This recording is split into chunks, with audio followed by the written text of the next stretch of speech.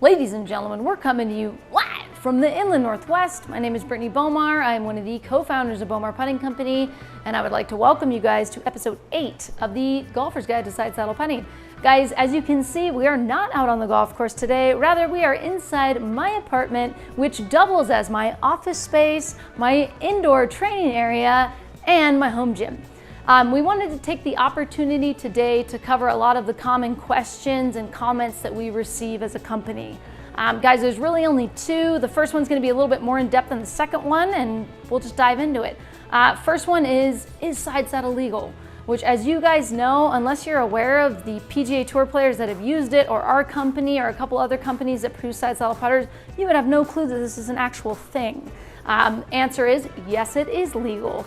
As you guys know, both of our putters, BB10 and Blaze, are conforming with the rules of golf, approved by the USGA. The equipment is good to go, fully legal.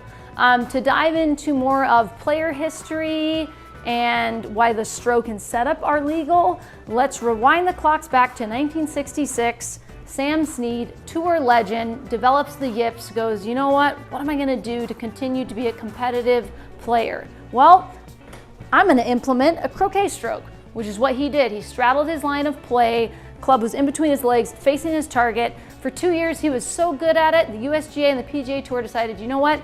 We're gonna implement Rule 35-1 and we're gonna make this illegal.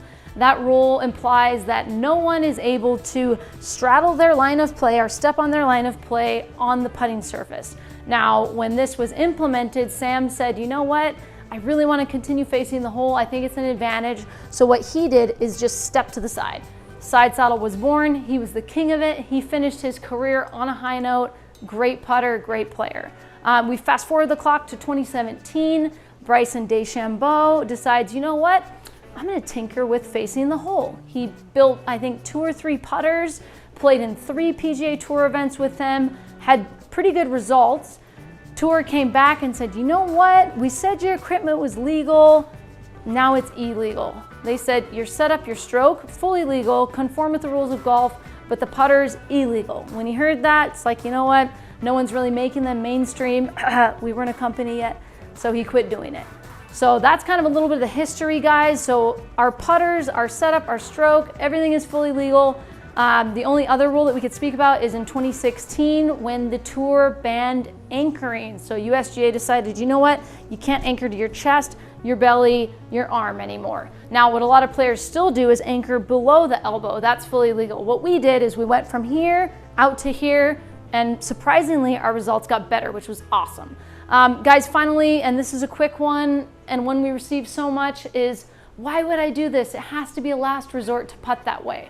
And the answer is, no, it's not. As you guys know, my dad and I have had so much success with this. It's the best part of our games. And over the course of the last year of having a company, our customers range from really high-end, great pros, all the way down to higher handicapped amateurs, juniors. This style is for anyone and everyone that wants to enjoy the game more and have better putting results. We're trying to grow the game, guys. That's our main mission. If you look different and you look good doing it, more power to you.